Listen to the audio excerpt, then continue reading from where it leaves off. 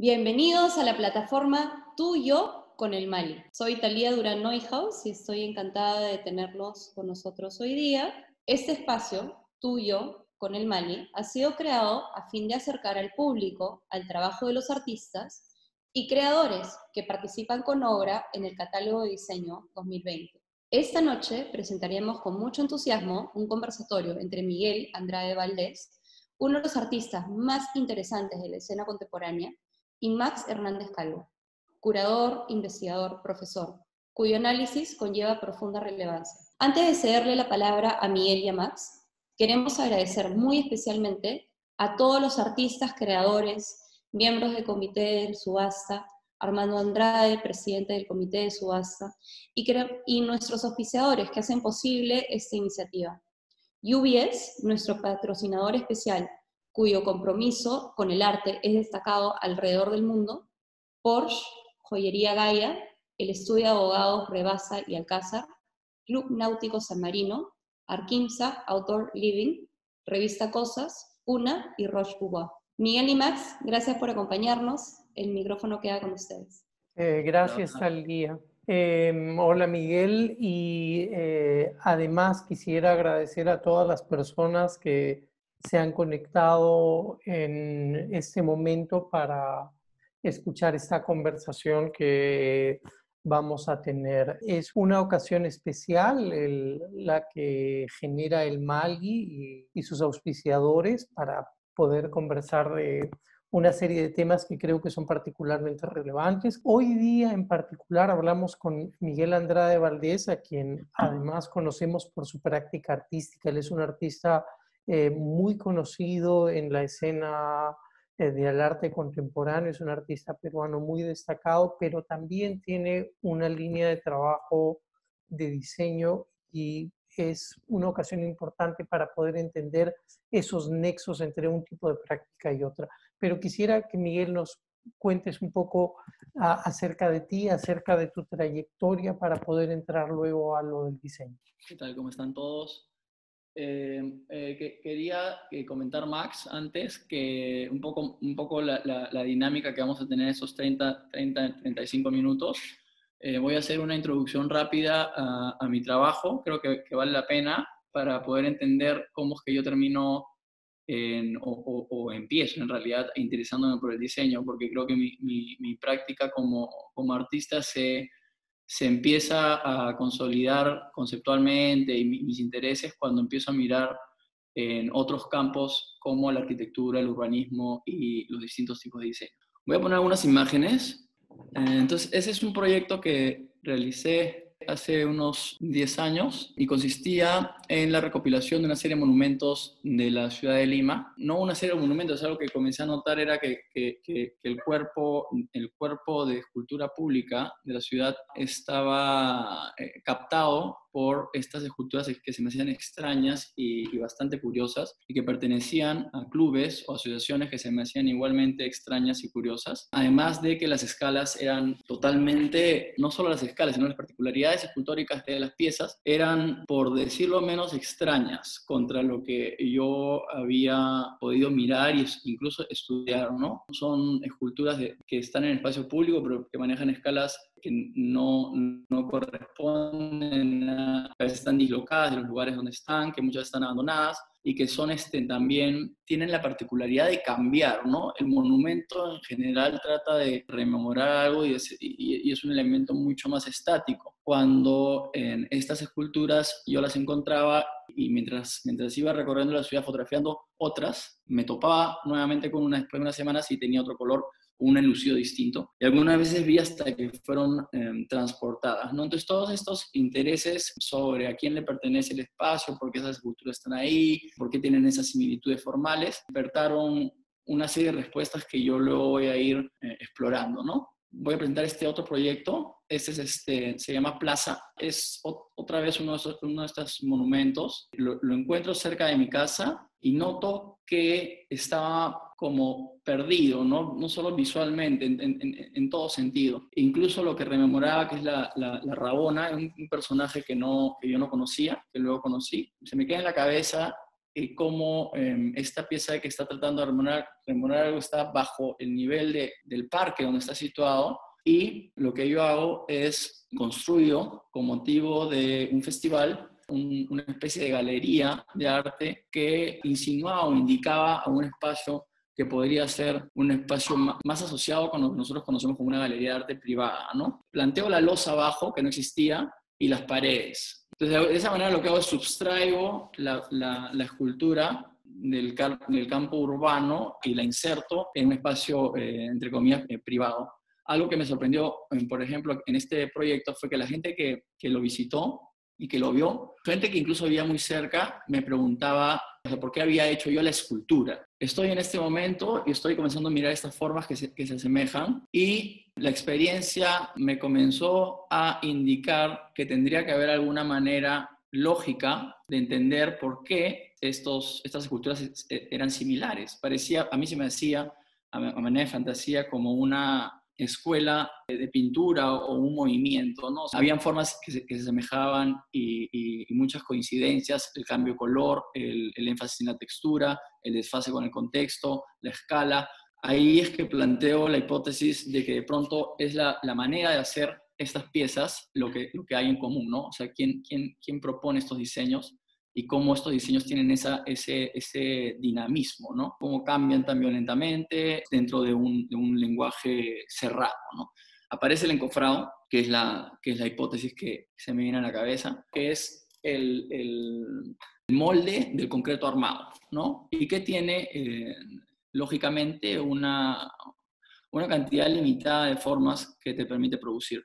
El proyecto que estoy enseñando en la imagen es una exhibición que hice en México, en donde trabajo con esta misma figura, con esta pieza que está aquí, Monumento a la Rabona, y lo que planteo como ejercicio es trabajo con 3 carpinteros de obra negra. El carpintero de obra negra es el encofrador especializado, ¿no? Al que le das un positivo y tiene la habilidad y el oficio de solucionar el molde en madera para poder, como resultado, tener la pieza que tú estás buscando en concreto. Yo trabajé con 3 carpinteros y les planteé la idea de hacer 3 encofrados de la misma forma. Ya en ese momento habían ideas sobre el campo escultórico que comenzaron a interesarme y que se hicieron evidentes en este proyecto. El resultado fueron 3 cajas. Cada uno de los carpinteros trabajó por su lado con los materiales que teníamos. Además, hubo una coincidencia que me parece interesante resaltar porque jugó a favor. Yo llego a la galería con unos días para preparar esto. No teníamos un dispenser de madera adecuado, de madera nueva. Entonces vamos al depósito y hacemos lo que hace un carpintero de obra negra antes de que yo me haya comunicado con ellos, que es recoger todo lo que teníamos a la mano. Y entonces ahí está el arte, o el oficio, mejor dicho, de solucionar ese problema de maneras distintas. Si vaciásemos concreto en cualquiera de las 3 o en las 3 y desencofrásemos, sacásemos la madera, nos quedaría la misma escultura interior. Había maneras de descifrar esto, ¿no? Entonces lo que yo quería hacer era plantearte el índice de una escultura.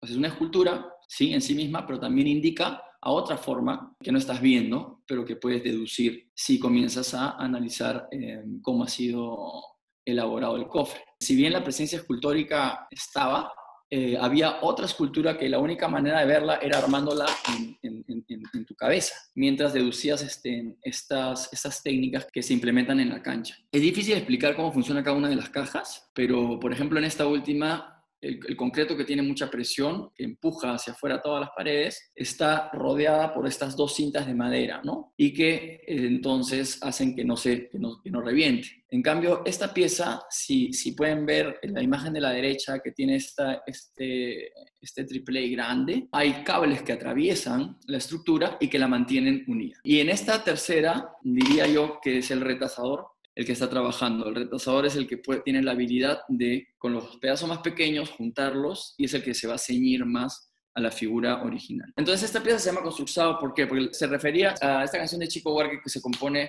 de 3 estrofas y que él la escribe durante la dictadura militar, y en donde habla de una alienación que la gente vivía en esa época. Ahí empiezo a generar los vínculos con la construcción en concreto armado que se populariza en Latinoamérica durante la misma época y a través de dictaduras o de gobiernos similares. Tiene, a mi parecer, una particularidad en la manera en la que opera, ¿no? que tenía que ver con generar estos estados nuevos que se estaban proyectados, un poco desvinculados de Europa y de Norteamérica, ¿no? Y que es que el sheltering, ¿no? El encofrado es como una máquina, ¿no? Es como una maquinaria. Entonces, en la canción de Chico, él lo que cuenta es la historia de un carpintero, no, de un albañil en realidad. Yo hasta he deducido que podría ser un carpintero, es mi fantasía, un carpintero granero, pero que se despide de su mujer y de sus hijos y va a trabajar a la obra, tiene un día fantástico de trabajo y luego cae, ¿no? Cae entorpeciendo el tránsito, es lo que dice el chico, ¿no? Entonces, a mí lo que me interesó de la canción y de vincularlo con la pieza fueron dos cosas. Primero,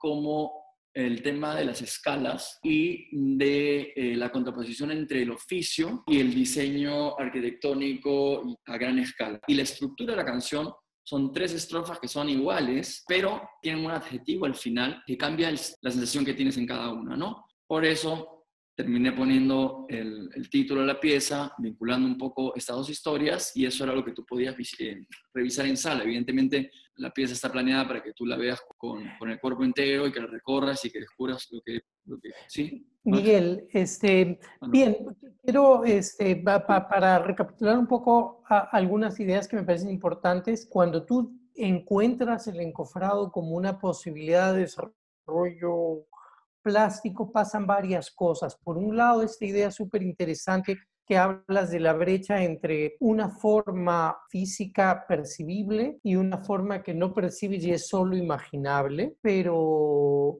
también ocurre que supone un trabajo en donde necesitas otra gente como colaboradores para producir tu obra. Y lo que planteaba yo es que eso implica un sí, acercamiento a esta noción del artista como diseñador, es decir, el artista que no es la persona que necesariamente hace la obra, sino que tiene ideas, tiene propuestas y tiene gente que ayuda a la fabricación. Y eso me parece una cuestión súper importante porque implica un acercamiento distinto al diseño, pero en tu caso son desde varias avenidas que te acercas al diseño como una posibilidad. Entonces hemos visto este acercamiento tuyo vía la construcción, vía además viendo el ornato de la ciudad que también tiene su dimensión de diseño, no muy efectivo, no muy bonito, pero diseño al fin y al cabo.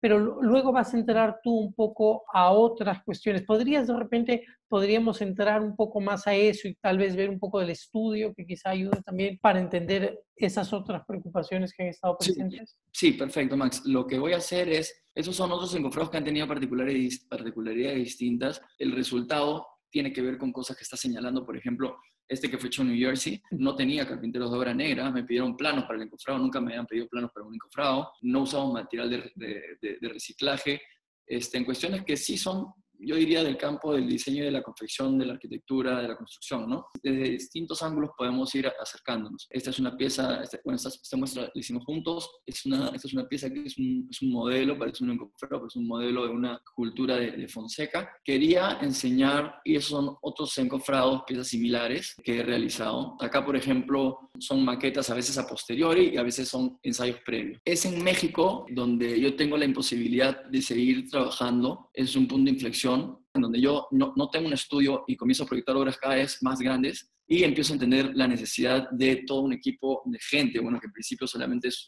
una persona, para poder yo tener las pruebas y poder imaginar espacios y todo lo demás y trabajar en una clave más cercana al diseño de la arquitectura, ¿no? Este es un proyecto que se llama Intersección, quería yo señalar un poco los cambios de escalas y de paradigmas en Ciudad de México. Está esta pieza que es un render, ¿no? Y sí, entonces ahora lo que quisiese es cambiar el teléfono para poder mirar esto en el estudio.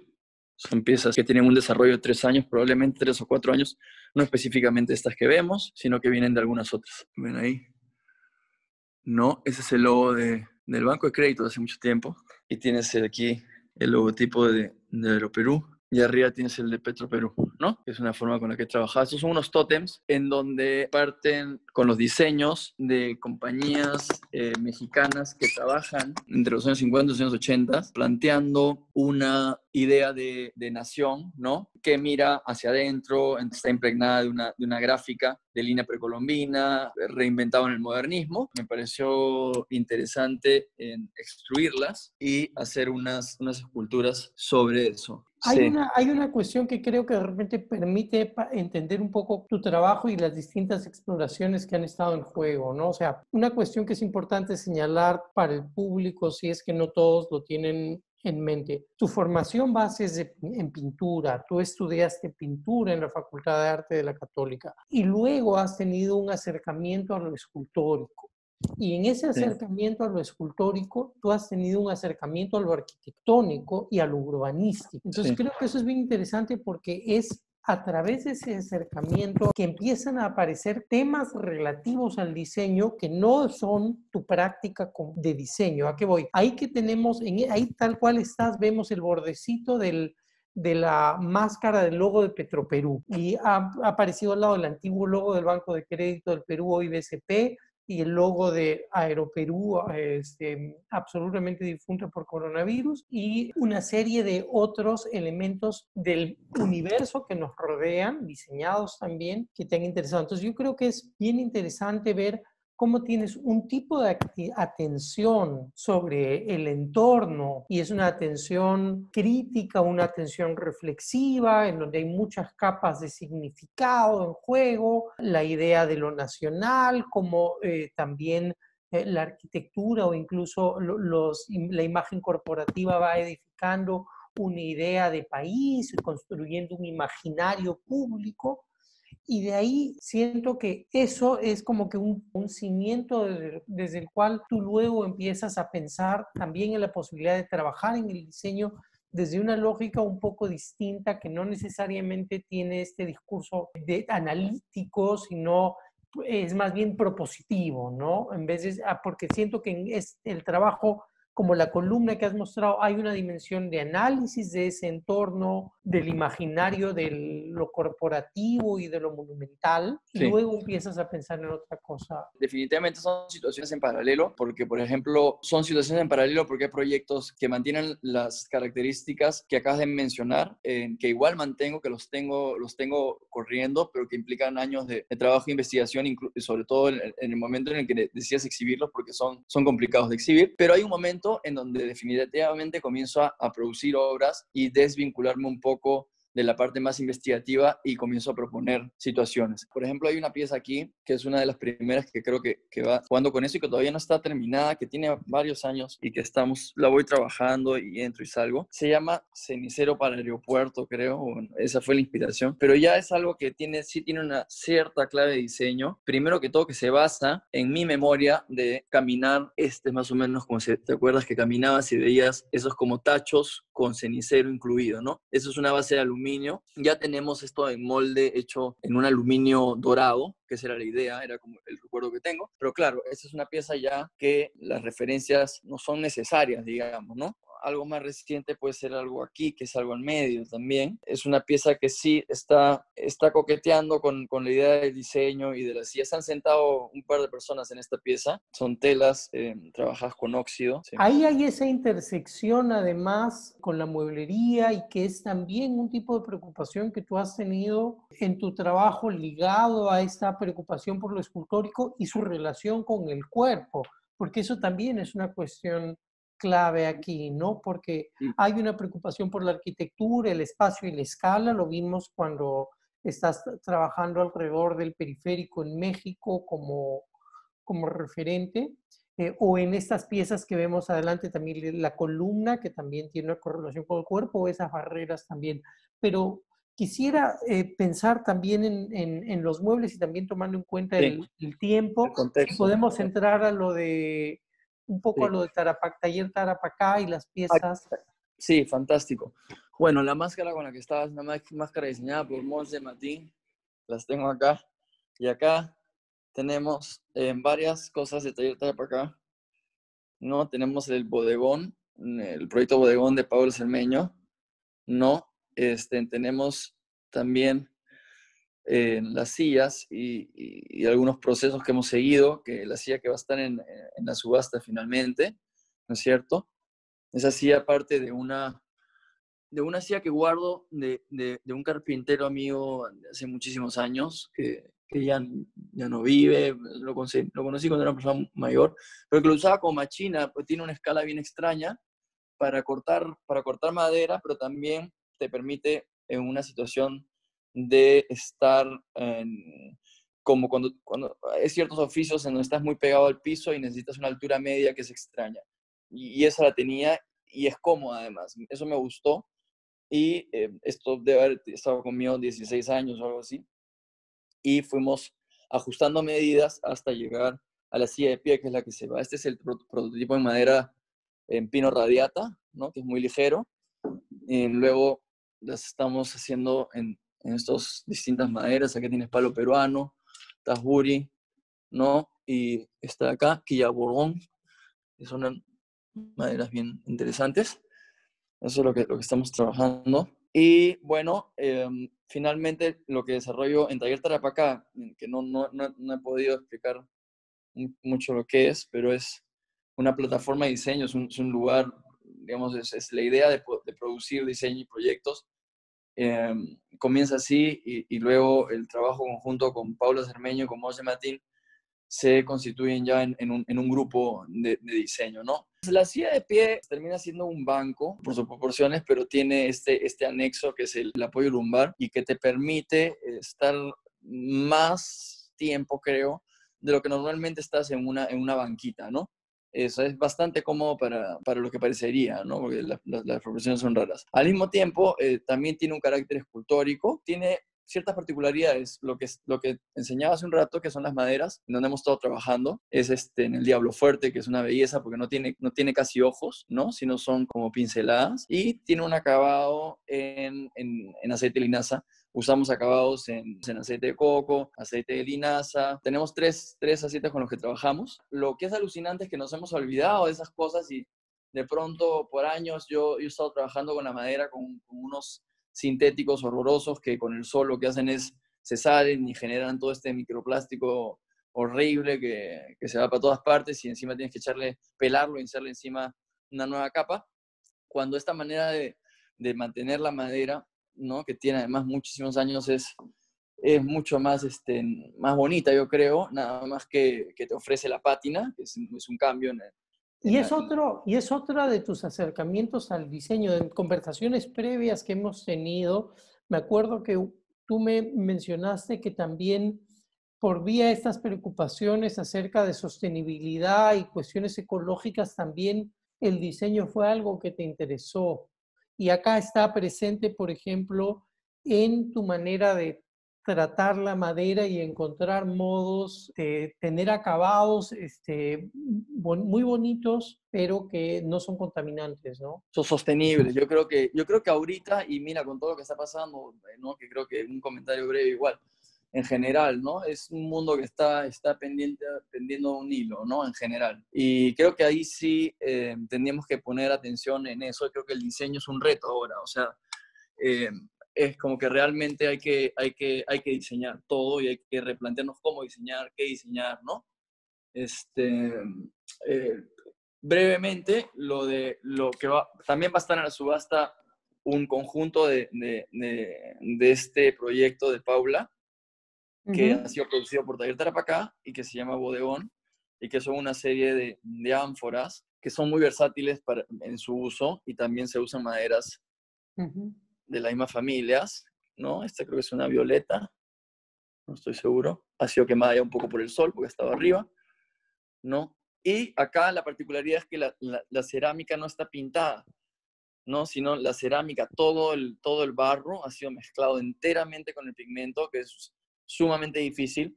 Entonces, si se quiñan las piezas, mantienen el color. O sea, el quiñe mantendría, ¿no? Si yo quiño, se mantiene. Claro. No es como cuando una taza se te descascara, ¿no? sí. Sí, tienes esa cosita blanca ahí y ya no sabes qué hacer con ella, ¿no? Sino que es bastante más, digamos, es esa era la idea, ¿no? Parte del uso del objeto y no se ve mal. Y adentro tienen una pátina, un acabado para que puedan ser usados. Bueno, este también va a estar en la subasta del museo. Ahí lo tienen. Hay una cuestión que valdría la pena señalar de las piezas que van a la subasta y que es también un contraste interesante con tu práctica artística. El público habrá podido ver y en ese sentido te agradecemos el poder echar un vistazo a tu taller y hacer un mix entre conversación y studio visit. que tú tienes una preocupación también por la textura y por los materiales y por la historia. Por ejemplo, la pieza que está inmediatamente atrás tuyo está formada por capas de papel y capas de papel y hace alusión a las paredes de la calle y los afiches que están pegados y cómo se crea una suerte de historia de la ciudad en base al empapelado y cómo pegan y sacan afiches y pegan y pegan. Pero en Max, el trabajo de diseño tienes más bien un interés por el objeto distinto en donde tienes unos acabados muy cuidados, hay un sentido muy diferente. Y eso también es interesante porque supone que tu acercamiento al diseño es distinto, ¿no? o sea, sí, primero que es empírico, ¿no? No es profesional. O sea, eso es algo que es evidente. La casa también lo he hecho yo, el estudio lo he hecho yo, que es arquitectura. Y yo esto lo recuerdo siempre. Cuando finalmente hice una última remodelación de la casa, trabajé con unos arquitectos muy jóvenes que me ayudaban, porque la remodelación yo la estaba manejando. Y de pronto estábamos hablando de arquitectura vernacular. Y yo estaba pensando que había hecho casi una pieza de arte minimalista y todos fueron como, no, o sea, esa es como que la catedral de lo vernáculo, ¿no? Pero ahí está el desfase, ¿no? Yo estaba acercándome al diseño de mi casa y del estudio con mi background de escultor o de artista de una manera mucho más plástica que evidentemente te da un resultado que no tiene esa limpieza que la arquitectura y el diseño tienen de oficio, digamos, ¿no? Entonces sí es más orgánico mi acercamiento al diseño, pero creo que igual las preocupaciones están dentro del campo de los lugares que habitamos, cómo los habitamos, de qué manera, ¿no? O sea, el tema de los posters se separa, los afiches, pero es una observación de la ciudad, ¿no? A mí ahora se me hacen rarísimos mirarlos porque primero que ya no los voy a conseguir más. O sea, esta es la secuencia de eventos de la ciudad de Lima, no se ha detenido. Acá tenemos una duda. ¿Cómo se da el proceso de observación que lleva al urbanismo y la historia que cuenta de la ciudad? Yo ahí sí, o sea, son cosas que pasan de manera orgánica, que han ido pasando, y no hay una manera de investigar tan estricta, sino algo me va captando mi atención, y lo que pasa es que hay una coincidencia y una repetición en los mismos intereses y yo voy, y es lo que va quedando, digamos, ¿no? Pero, por ejemplo, el trabajo con afiches comienza hace muchísimos años con otros intereses que tienen que ver con más bien experiencias con el diseño también, pero otro diseño que recién estoy comenzando a entrar nuevamente, que es el diseño gráfico, fue lo que a mí me hizo entrar en el campo de las artes. Entonces, en un momento me fijo en la gráfica de los afiches de Cumbia, sobre todo, porque venía de una historia de una gráfica similar, pero que venía de otra parte, ¿no? Que era importada. Entonces, eso fue hace mucho tiempo, pero más recientemente cuando regreso a los afiches, es porque estoy mirando la ciudad como un ente orgánico y tratando de descifrar cómo se mueve, dónde se mueve, ¿no? Y los afiches te pautan los sucesos de la ciudad, ¿no? Te van contando qué es lo que va pasando. Y no solo eso, sino que de manera física constituyen constituyen la pared también, ¿no? Y la engruesan además, ¿no? Creo que una idea muy importante que has planteado es esta idea de pensar el diseño y concebirlo no solo en función a la funcionalidad que tiene y el papel que cumple, sino a su vida, a la vida y a la muerte del objeto. Eso creo que es súper interesante. Muchísimas gracias, Miguel, por compartir tu tiempo y mostrarnos tu espacio y contar un poco sobre tu trabajo. Miguel, muchísimas gracias por tu tiempo, por darnos esta primicia de tu espacio. Ha sido una linda experiencia. Gracias, Talía, y gracias, Max. Nos vemos pronto.